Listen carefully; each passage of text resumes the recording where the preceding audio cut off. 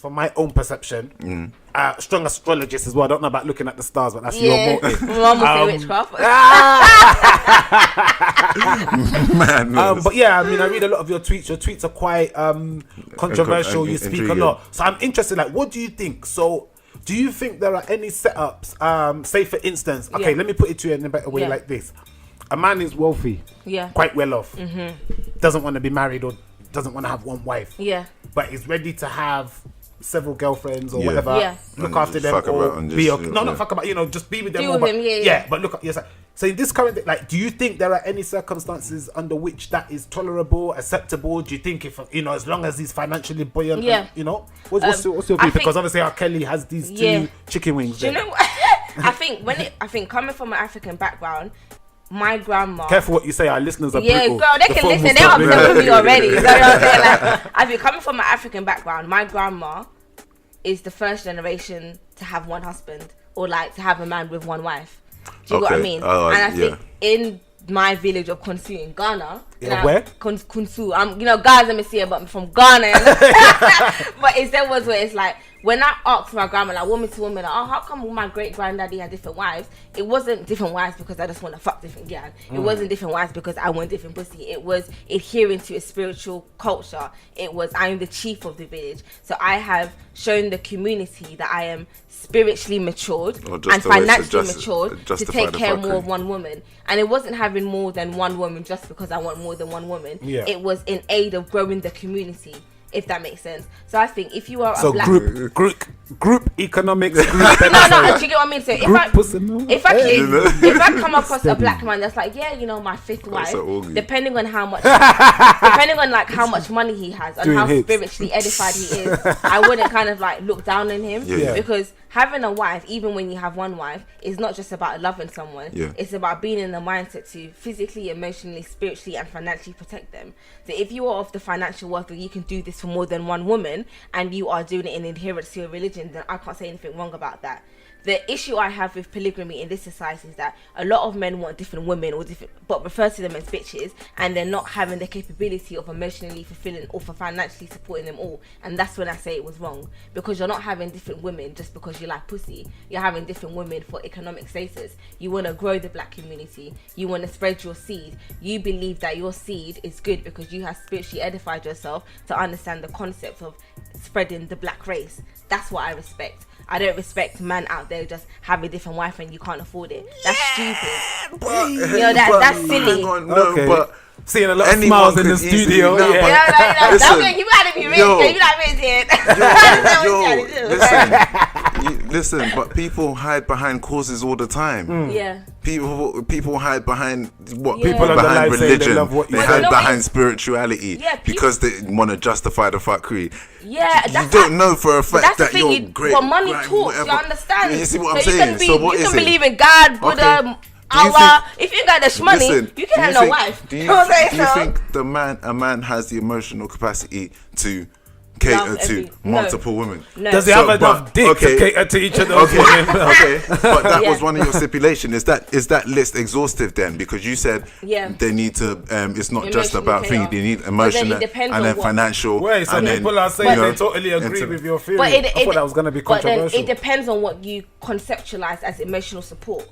Do you understand? Because I think for a lot of black women, not in just America, in the world, we are the most disregarded and unloved race as women in the world. So if you now get a black man who understands the concept of not necessarily just being a black woman, who understands not the physical elements of your melanin, but the spiritual acumen of your melanin as well, that alone is emotional support. Because there's so many women, black women especially, that have been in relationships, monogamous, being married, and have been cheated on. So if you now find a black man that is quite wealthy, as have black husbands and being cheated on, do you understand? Like, if you now find a black equal opportunity, yes. So if you now find a black man that is spiritually edified, he's a mom, or he's a prophet, or he's the chief of his village, and he can slay these he can care for you financially and he emotionally supports you, you won't really feel like you're missing out. I think a woman only feels emotionally unprotected when she's with one man. But if you are with one man and you have other wives, you will already use your common sense to know that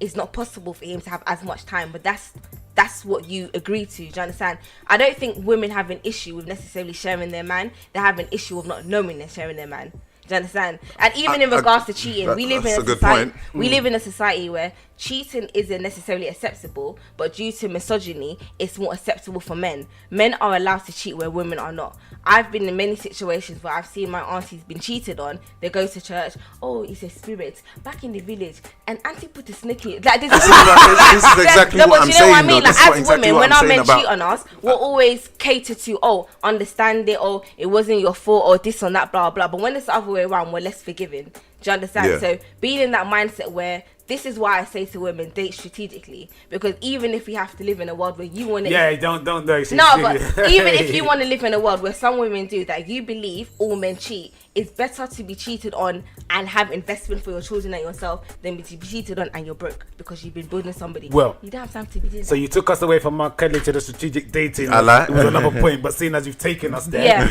well then, I mean, we're gonna play devil's advocate because it's battle of the sexes. Obviously, you were supposed to have a counter puncher, but you're gonna have to serve them volley. I like. Okay. You know, you're on your own. So I found that tweet quite interesting. Date strategically in all this. Big umbrella of patriarchy, strategically date women. Misogyny. Break down the rules. This is hold on. Patriarchy to your advantage. All right, so first and foremost, for me, that looks like a tunnel that has traffic that can flow both ways, as far as I'm concerned. 100%. Because if you want to say, that means, as far as I'm concerned, if I'm a wealthy man, I believe, there are women out there that would strategically target me just because of my wealth and maybe not anything about me, then the behavior that I see fit to exert on you, you will do it. This is why people are getting shot on in Dubai. It depends on what you're into, you know what I'm saying? No, guys. There's some freaks out there. Dubai. But no, seriously, be more serious. No, please. Give us more context, because that tweet did garner a lot of attention on our page. So strategic dating. So what does that actually mean to you? If you explain to someone, okay, you know what? Explain to me what you meant by this tweet. How do I put this into practice? Give some examples. Right. So the example that you gave about as a wealthy man, if women are looking to date strategically, meaning concentrate on a man's wealth, then I see fit to do what I want, hence going to Dubai and being shot on. So I told women that they should date strategically, but it's not just about dating strategically, it's about being humble and attracting your partner, and you attract what you reflect. If you want a wealthy man, you have to be a wealthy woman. So when you come across a wealthy man, he has no right but to respect you. You don't need to be shouting in Dubai because you're on boss shit yourself. Do you understand? So it's not just dating strategically in regard to wealth, it's dating strategically in regards to mindset. Is he a nice person? What is he on? Can he provide for your kids? Not necessarily financially, emotionally, spiritually. It's them things. It's all about. So I tell women that a lot of girls out here, and I think especially black women, I think we have quite misconstrued views on masculinity. And I would say is that me personally, growing up from the hood, if I came across a nice guy, he has a good job, he's a nice guy, he's either gay or he's a neat man, like da-da-da. But because my terms of masculinity was always aggressive, like someone's always ready to that's fight. Always on come it. Like, come on, fam, like, and you're thinking, like, he can protect me, but protection is not only physical, it's emotional. Can he stimulate your mind because he care for you? Dare I say it, is he masculine enough to be vulnerable enough to show his feminine side? So I think when you come from the hood, especially as a black woman, there's a lot of opportunities that are kind of blocked off from you. So your sense of love is not only toxic masculinity, just having a man that's always on road, but just always money. Hence why you see a lot of young black girls go for the aggressive drug dealers or the aggressive F-boys, because that's their mindset of masculinity. So when I tell women to date strategically, it's not just necessarily attracting wealth, but if you want a boss man, you have to be a boss bitch. Because I've been in situations where I've concentrated on getting a man with money, and I got men with money, but I got men with no heart. Do you understand what I mean? It's not just about money. It's about being, it's especially about like when you think about misogyny and patriarchy. There's bare guys that will splash money on you, but like you said, I'm gonna spend bands on you. I'm gonna give you 30K, but I'm shitting in your mouth. You know what I'm saying? So it's kind of like we live in a world now, like feminists and even people like the suffragettes have thought that women can get equal education, that we can be equally respected. So why not maximize that? And that's what I mean by dating strategically. Be the woman you want to attract the man you want. And dare I say it, when you boss it up, and even if you attract a boss, you're not going to be marrying for money, you marry for love. Okay. And it gives you a little percentage to have a mindset of discernment where you're not just going to be in it, oh, like he's got money, like I've got a voice. Like, so because you're thinking, okay, you've got a voice, but me too, I've got a Ferrari. Okay. So it doesn't matter. So in a nutshell, you're just saying basically date someone that's on your level. Do you know what? It's date someone on your level, but I don't believe in calling people broke if you're before 30.